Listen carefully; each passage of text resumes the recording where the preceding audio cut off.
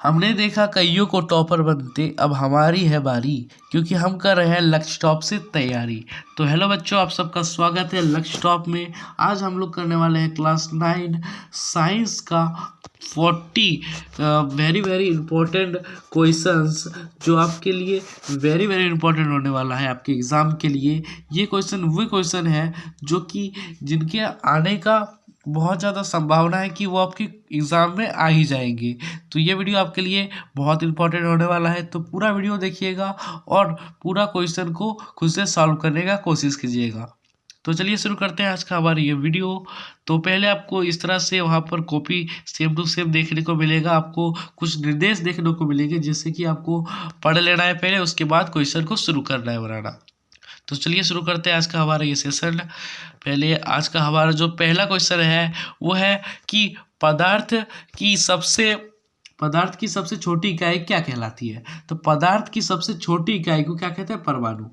ये मतलब पदार्थ और ये परमाणु पदार्थ का सबसे छोटा कण होता है, आपको ये याद रखना है। उसके बाद देख लेते हैं क्वेश्चन नंबर 2। क्वेश्चन नंबर 2 हमारा है कि ठोस पदार्थ की मुख्य विशेषता क्या है। मतलब इससे पूछ रहा है कि ठोस पदार्थ की क्या विशेषता होती है, उसका क्या गुण होता है।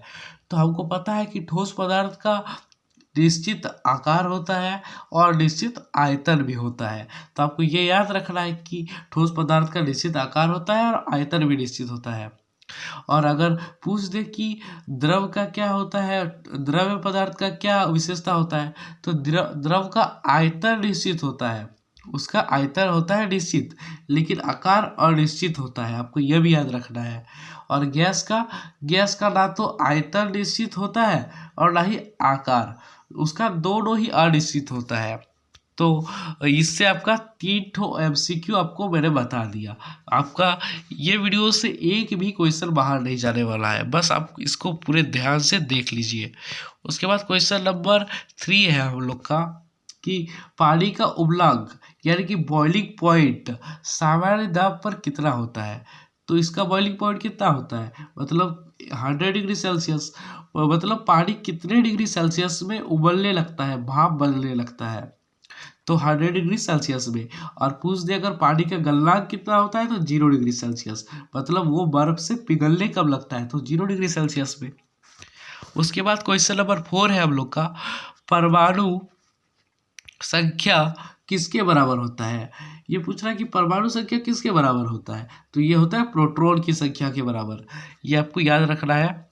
उसके बाद देखते हैं हम लोग क्वेश्चन नंबर 5। क्वेश्चन नंबर 5 है, निम्नलिखित में से कौन एक शुद्ध तत्व है। तो शुद्ध तत्व कौन है, आपको सबको पता होगा कि शुद्ध तत्व सोना होता है, और सोने का बहुत विशेषता है। और अभी तो आपको पता ही होगा कि सोने का रेट भी बहुत बढ़ रहा है। क्यों बढ़ रहा है, क्योंकि इसके गुणों के कारण ही बढ़ रहा है। उसके बाद क्वेश्चन नंबर 6 देख लेते हैं। तो क्वेश्चन नंबर 6 है कि कोशिका की खोज सबसे पहले किस वैज्ञानिक ने की। तो ये तो सबको पता ही होना चाहिए कि किसने किया था, क्योंकि हमारे बुक के फर्स्ट पेज में ही लिखा है कि रॉबर्ट हुक ने कब किया था, 1665 ईस्वी में किया था। 1665 ईस्वी में कोशिका का खोज किया था। उसके बाद चलिए हम लोग क्वेश्चन 7 देख लेते हैं। क्वेश्चन नंबर 7 हम लोग का है, क्वेश्चन नंबर 7 है, कोशिका में प्रकाश संश्लेषण की प्रक्रिया किस अंग में होता है। तो पौधों में जो है प्रकाश संश्लेषण की प्रक्रिया किस में होता है, पत्तों में होता है। और ये किस किस चीज़ की उपस्थिति में होता है, ये भी आपको याद रखना है। इसमें होता है CO2 गैस होता है। उसके बाद सूर्य का प्रकाश होता है, सूर्य का प्रकाश होता है। उसके बाद और क्या होता है, उसके बाद होता है खनिज होता है। ये सब चीज़ें आपको याद रखनी है। क्लोरोफिल होता है, ये सब चीज़ आपको याद रखनी है, क्योंकि ये भी पूछ सकता है। उसके बाद क्वेश्चन नंबर 8 हम लोग देख लेते हैं, न्यूटन का प्रथम गति नियम किससे संबंधित है। तो न्यूटन का प्रथम गति नियम किससे होता है, जड़त्व से। और न्यूटन के प्रथम गति नियम को जड़त्व का नियम भी कहते हैं, आपको यह भी याद रखना है। मैं आपको बताता हूँ कि इस वीडियो से एक भी MCQ बाहर नहीं जाने वाला है आपके एग्ज़ाम में, और आप लोग बस इसे पूरी तरह से और अच्छी तरह से देख लीजिए और याद कर लीजिएगा। और मेक श्योर कि आप इसे सबको शेयर भी कर दीजिएगा और एक लाइक तो ज़रूर कर दीजिएगा, क्योंकि इससे हमें मोटिवेट मिलता है एक नया वीडियो बनाने के लिए और मेहनत करने के लिए आप लोगों के लिए। तो ज़रूर लाइक कर दीजिएगा। उसके बाद क्वेश्चन नंबर 9 है कि क्वेश्चन नंबर 9 है कि गति का SI मात्रक क्या होता है? तो ये किलोमीटर होता है। गति का SI मात्रक किलोमीटर होता है। उसके बाद क्वेश्चन नंबर 10 देख लेते हैं हम लोग कि क्वेश्चन नंबर 10 क्या है? रक्त का लाल रंग किस पदार्थ के कारण होता है? मतलब रक्त जो लाल दिखता है हमें, वो किसके कारण होता है? तो ये होता है हमारा हीमोग्लोबिन के कारण। हीमोग्लोबिन के कारण ही बच्चों हमारा रक्त लाल दिखाई देता है। अगर हमारे शरीर में हीमोग्लोबिन की कमी हो जाए तो हमें अच्छे से सांस नहीं ले सकते। हमारे शरीर में ऑक्सीजन की कमी हो जाती है। इसे भी आपको याद रखना है। निम्नलिखित में से कौन एक धातु है? तो आप सभी को तो पता ही होगा कि ऑक्सीजन एक अधातु है, O2 एक अधातु है, कार्बन C ये भी एक अधातु है, नाइट्रोजन ये भी एक अधातु है, लेकिन लोहा जो Fe है, लोहा Fe एक धातु है। तो इसका सही आंसर लोहा हो जाएगा। उसके बाद क्वेश्चन नंबर 12 देख लेते हैं। क्वेश्चन नंबर 12 में है कि कोशिका का नियंत्रण केंद्र किसे कहा जाता है? तो कोशिका का कंट्रोल पॉइंट किसे कहा जाता है? तो ये कहा जाता है नाभिक को। कोशिका के नाभिक को ही उसका नियंत्रण केंद्र कहा जाता है। उसके बाद देख लेते हैं क्वेश्चन नंबर 13 क्या कह रहा है। 13 कि वेग में परिवर्तन की दर को क्या कहते हैं? तो ये तो बहुत इजी क्वेश्चन है, क्योंकि ये पूरा का पूरा परिभाषा ही बता दिया है। आपको बस ये बताना है किसका परिभाषा है। तो ये किसका परिभाषा है? त्वरण का। त्वरण का परिभाषा क्या होता है? वेग में परिवर्तन की दर को ही त्वरण कहते हैं। तो इसे भी आपको याद रखना है। उसके बाद क्वेश्चन नंबर 14 है कि क्वेश्चन नंबर 14 हमारा है कि समान प्रकार के की कोशिकाओं के समूह को क्या कहते हैं? तो आपको ये पता होगा कि समान प्रकार की कोशिकाओं को एक समान प्रकार की कोशिकाओं के समूह को उत्तक कहते हैं। तो ये भी हो जाएगा। ये सब वेरी वेरी इंपॉर्टेंट क्वेश्चन है आप लोगों के एग्जाम के लिए। उसके बाद क्वेश्चन नंबर 15 देख लेते हैं कि माइटोकॉन्ड्रिया को कोशिका का क्या कहा जाता है? तो माइटोकॉन्ड्रिया को कोशिका का ऊर्जागृही कहा जाता है, यानी कि पावर हाउस। माइटोकॉन्ड्रिया को ऊर्जागृह यानी कि पावर हाउस कहा जाता है। इसे भी आपको याद रख लेना है। उसके बाद क्वेश्चन नंबर 16 है कि ओजोन परत पृथ्वी की रक्षा किससे करता है? मतलब ओजोन परत किससे बचाता है हमें? तो ओजोन परत का ये साइड O3 होता है, आपको ये भी याद रखना है। और ये हमें किससे बचाता है? हानिकारक परावैंगनिक किरणों से। क्या होता है बच्चों? सूरज के प्रकाश में पाया जाता है परावैंगनिक किरणें, जो कि पृथ्वी तक आती है, और ये परावैंगनिक किरणें हमारे लिए हानिकारक होती है। इससे हमें स्किन कैंसर जैसी भयानक बीमारी भी हो सकती है, और ये ओजोन परत हमें इसी से बचाता है। तो ये हमारे लिए बहुत उपयोगी है। तो इसका एक और क्वेश्चन आ सकता है कि ओजोन परत का क्षय किस गैस के कारण होता है? तो ये होता है CFC यानी कि क्लोरोफ्लोरोकार्बन से होता है। अगर क्लोरोफ्लोरोकार्बन का ज़्यादा बढ़ जाए वातावरण में तो ओजोन परत क्षय हो जाएगा और ये टूट जाएगा, जिससे हमें स्किन कैंसर होने लगेगा। और ये CFC होता किससे है? तो ये होता है फ्रिज से। हमारे घर में जो फ्रिज पाया जाता है उसी से क्लोरोफ्लोरोकार्बन यानी कि CFC निकलता है, जिससे कि ओजोन परत का क्षय होता है। ये पहले होता था, अभी इस पर रोक लगा दिया गया है, जिससे अभी इसका निर्माण बंद हो चुका है। उसके बाद क्वेश्चन नंबर 17 देख लेते हैं हम लोग। क्वेश्चन नंबर 17 है पृथ्वी का गुरुत्व त्वरण लगभग कितना होता है? तो पृथ्वी का गुरुत्व त्वरण लगभग होता है 9.8 मीटर प्रति सेकंड स्क्वायर। ये भी एक इम्पोर्टेंट क्वेश्चन है, तो इसको भी आप लोग याद रखिएगा। उसके बाद देख लेते हैं हम लोग क्वेश्चन नंबर 18 कि घर्षण बल किस दिशा में कार्य करता है? तो आपको तो पता ही होगा। तो घर्षण बल किस दिशा में कार्य करता है? तो वस्तु के विपरीत दिशा में। अगर वस्तु इस साइड जा रही है, मान लीजिए एक बॉल है, ये क्या है? बॉल। तो ये बॉल जा रहा है इस दिशा में, तो घर्षण बल कार्य करेगा इस दिशा में, मतलब इसीलिए तो वस्तु रुक जाता है, विपरीत दिशा में कार्य करता है, जिससे इसकी गति धीमी हो जाती है और वस्तु रुक जाती है। उसके बाद क्वेश्चन नंबर 19 देख लेते हैं कि मनुष्य का हृदय कितनी कक्षाओं का बना होता है। तो ये बना होता है 4 कक्षाओं का। मनुष्य का हृदय 4 कक्षाओं का बना होता है, यानी कि ह्यूमन हार्ट 4 चैम्बरों का बना होता है। मान लीजिए एक ह्यूमन हार्ट है, ये होता है 4 कक्षाओं का। ये होता है बायां आलिन और दायां आलिन, बायां नीले और दायां नीले। उसके बाद विसरण को अलग करने की एक सामान्य विधि क्या कहलाती है। तो विसरण को अलग करने की एक सामान्य विधि को क्या कहते हैं। तो विसरण को अलग करने की सामान्य विधि को कहते हैं आसवन।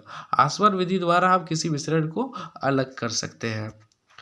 उसके बाद देख लेते हैं क्वेश्चन नंबर 21। क्वेश्चन नंबर 21 हम लोग का है, प्रकाश संश्लेषण के लिए कौन सी गैस आवश्यक है। क्या गैस, तो कौन सा गैस आवश्यक है। मैंने आपको वीडियो में बताया कि CO2 प्रकाश संश्लेषण के लिए आवश्यक है। तो क्वेश्चन नंबर 20 इसका सही हो जाएगा आंसर।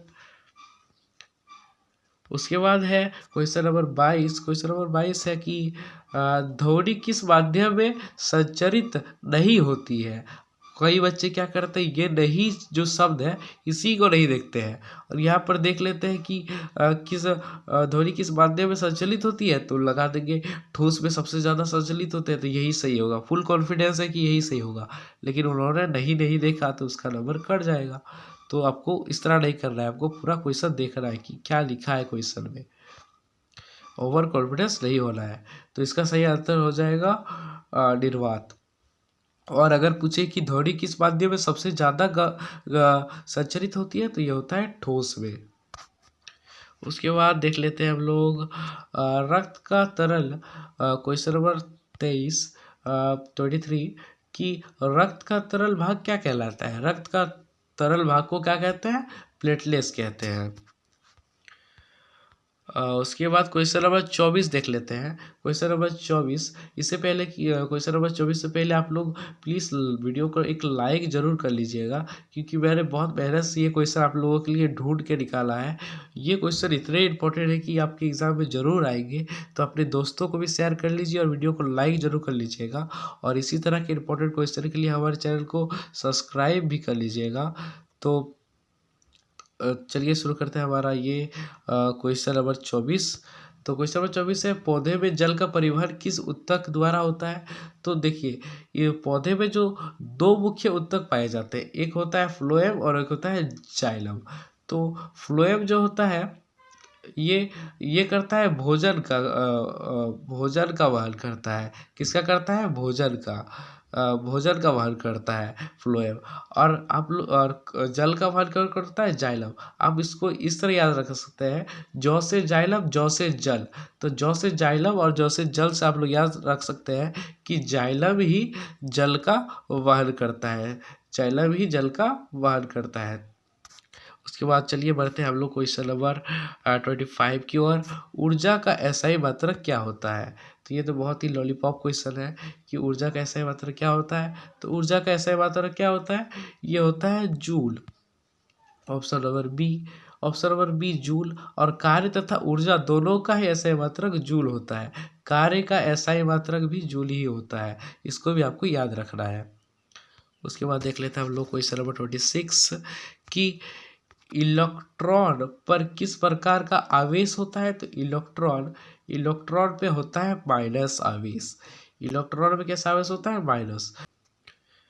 तो ये कैसा आवेश हो जाएगा, ये हो जाएगा ऋण आवेश, ये हो जाएगा ऋण आवेश। उसके बाद क्वेश्चन नंबर देखते हैं 27 की कोशिका भित्ति किस प्रकार की कोशिका में पाई जाती है। तो ये पाया जाता है पौधे की कोशिका में। और ये क्वेश्चन पूछा जा सकता है कि क्यों पाया जाता है। तो ये इसका एक मुख्य कारण यह है कि जो पौधे होते हैं हमारी तरह स्थान परिवर्तन, यानी कि एक जगह से दूसरे जगह नहीं जा सकते हैं, लेकिन इसीलिए उनका पर्यावरण से रक्षा, धूप, बारिश, बादल, इस सब से रक्षा के लिए कोशिका भित्ति एक मोटी परत होती है जो इस सब से इन्हें बचाती है। ये कोशिका झिल्ली के ऊपर पाई जाती है जो कि इसे सुरक्षा प्रदान करने का कार्य करती है। उसके बाद क्वेश्चन नंबर 28 देख लेते हैं कि जड़त्व किस पर निर्भर करता है। तो जड़त्व निर्भर करता है द्रव्यमान पर। जड़त्व ये न्यूटन का प्रथम नियम होता है, जड़त्व का नियम, और ये द्रव्यमान पर निर्भर करता है।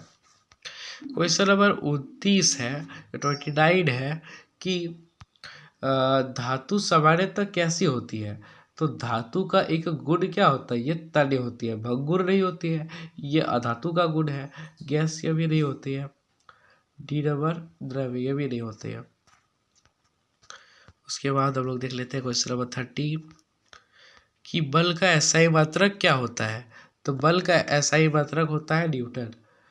ये भी आपको याद रखना है, इसे एन द्वारा सूचित किया जाता है। बल का एसआई मात्रक न्यूटन होता है।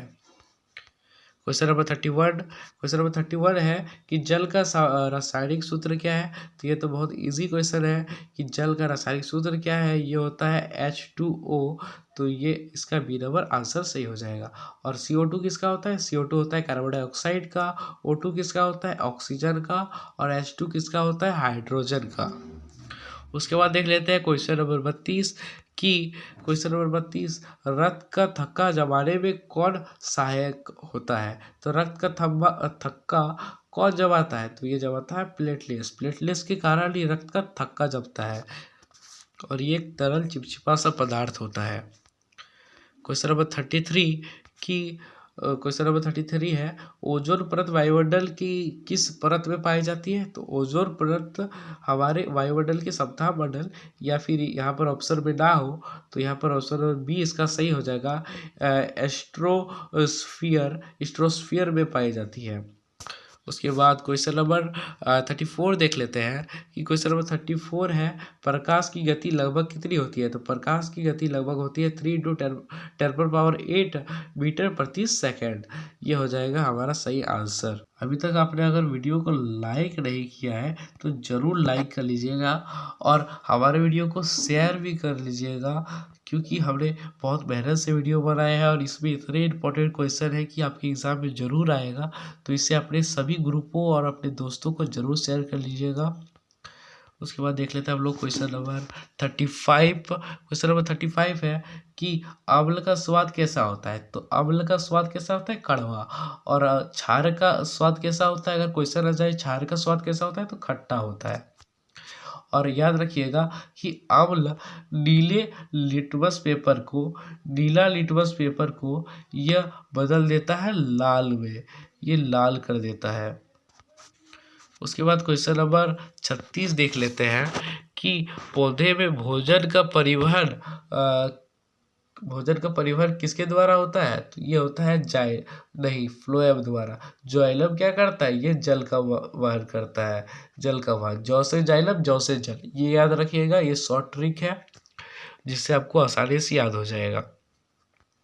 उसके बाद देख लेते हैं हम लोग 37 नंबर क्वेश्चन कि कोशिका के अंदर भोजन बनाने वाला हरा रंग द्रव्य क्या कहलाता है। तो ये क्या कहलाता है, हीमोग्लोबिन हरा रंग होता है, और पौधे में पत्तों का रंग भी इसी के कारण हरा होता है, और हमारा रक्त का भी रंग रेड भी इसी के कारण होता है। क्लोरोफिल हो जाएगा, इसका सही आंसर क्लोरोफिल हो जाएगा। मुझे इन दोनों में थोड़ा सा डाउट है, तो आप लोग कमेंट करके ज़रूर बताइएगा कि 37 का राइट आंसर क्या होगा। देख लेते हैं हम लोग क्वेश्चन नंबर 38 कि द्रव का आकार कैसा होता है। तो द्रव का आकार मैंने आपको वीडियो के शुरुआत में ही बताया। द्रव का आकार कैसा होता है, यह अनिश्चित होता है। तो निश्चित आकार नहीं, लेकिन द्रव का आयतन जो है निश्चित होता है। तो इसका बी नंबर सही हो जाएगा। क्वेश्चन में थोड़ा सा गड़बड़ी है। क्वेश्चन नंबर 33 है कि कार्य का एसआई मात्रक क्या होता है। तो जूल होता है। तो इसका सही आंसर जूल हो जाएगा। ये हम लोग का लास्ट क्वेश्चन है, क्वेश्चन नंबर 40 कि पर्यावरण दिवस हर वर्ष कब मनाया जाता है। तो पर्यावरण हर वर्ष 5 जून को मनाया जाता है। तो इसी के साथ हमारा ये वीडियो एंड होता है। और आपको अगर ये वीडियो पसंद आया तो लाइक ज़रूर कीजिएगा हमारे वीडियो को, और सबको शेयर ज़रूर कर दीजिएगा अपने ग्रुप में, और सबको बता दीजिए कि लक्ष्य टॉप में आप लोगों की तैयारी ज़ोरों शोरों से चल रहा है। तो मिलते हैं एक नए वीडियो में।